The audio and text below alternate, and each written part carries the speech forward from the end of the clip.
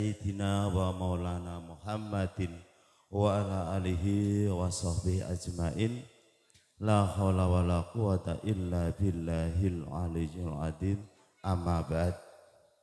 Hadratul mutaram dumateng para alim, para kiai, sumrambah para sepuh, bini sepuh haji sepuh ingkang kita tunggu sedaya dawuh-dawuhipun.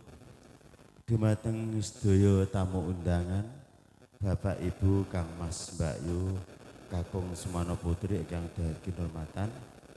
Boten kasiban dumateng panjenenganipun Bapak Sakibu Kajah nggih menika Bapak Zahid Parmono darah Ibu Susmiati sak keluarga ingkang kawula utamaken. Sepidah monggo kita muji syukur wonten ngarsa dalem Allah Subhanahu wa taala.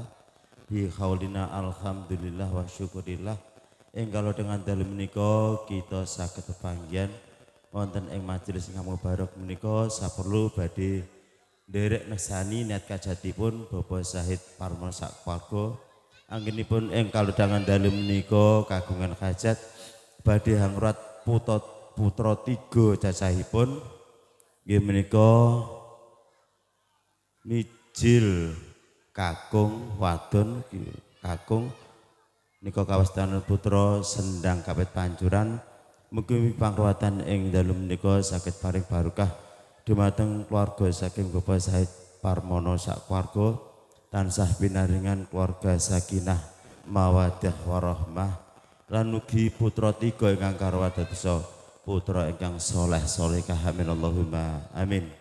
Salawat salam kujuk dumateng junjungan kita Nabi Agung Nabi Muhammad sallallahu alaihi wasallam, Nabi ingkang kita tugas syafaatipun.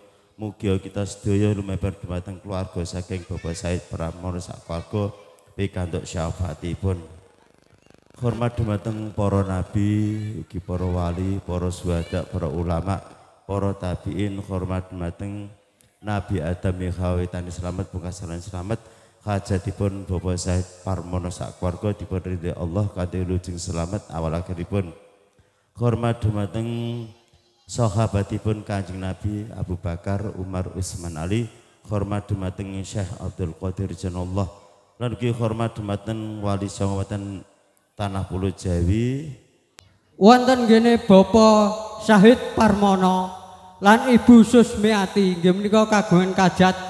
Nggih menika abadhe ngruwataken putranipun 3 ingkang sepindah ingkang nami Nak Mas Yuda Pratama, ingkang nomor kalih nggih menika Dimas Ayu Rika Oktavia, nomor 3 nggih menika anak Mas Resnu Tegar Perpana.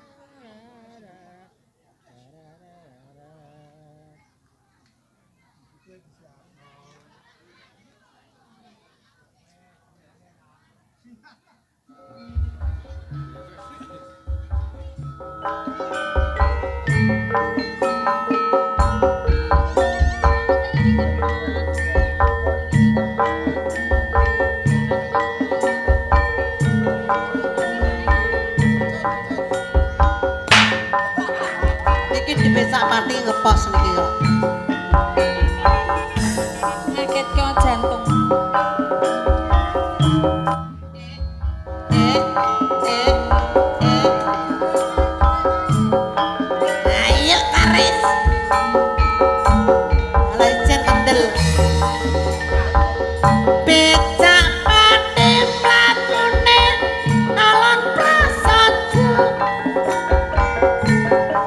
Sing nyoper sopan santun ngomong. Genjotane nganti benter Ranger Solo tumpahane ora nyuwara enak dirasa becak pati rino wengi datan kembang wira-wiri kelek penumpang opo-opo ora nglanggar peraturan sing wis ana becak pati nyoto rakyane kecewa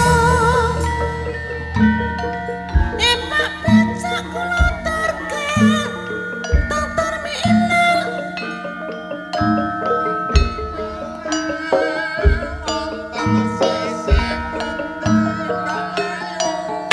nika napa melok-melok terminale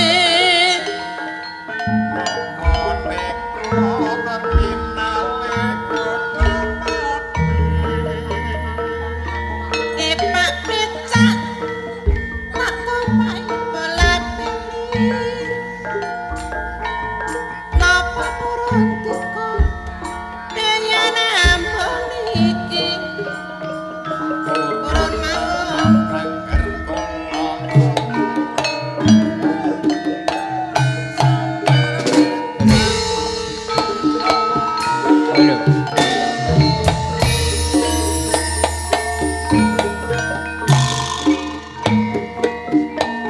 ya becak-becak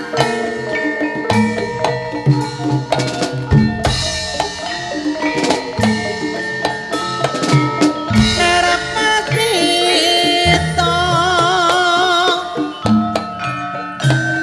ya mas ya mas arane witane setya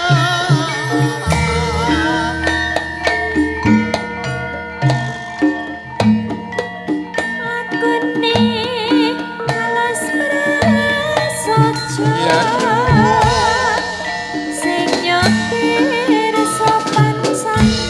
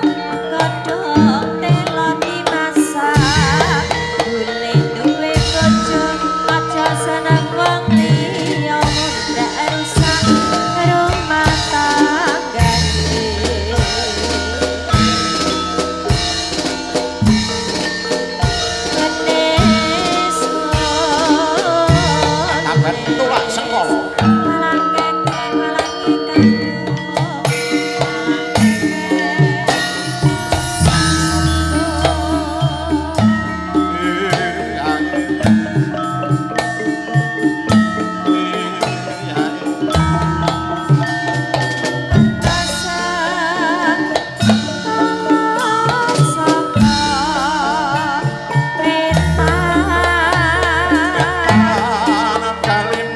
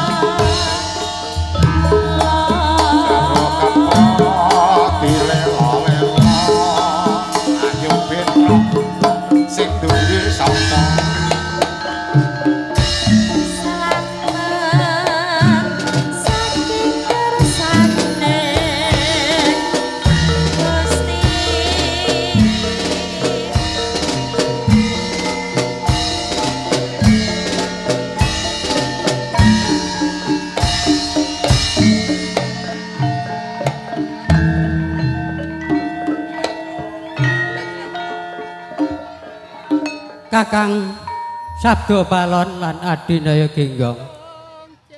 Bengi iki kowe lan aku ki duwe kewajiban Kakang. Ngibur Bapak Syahid Permono.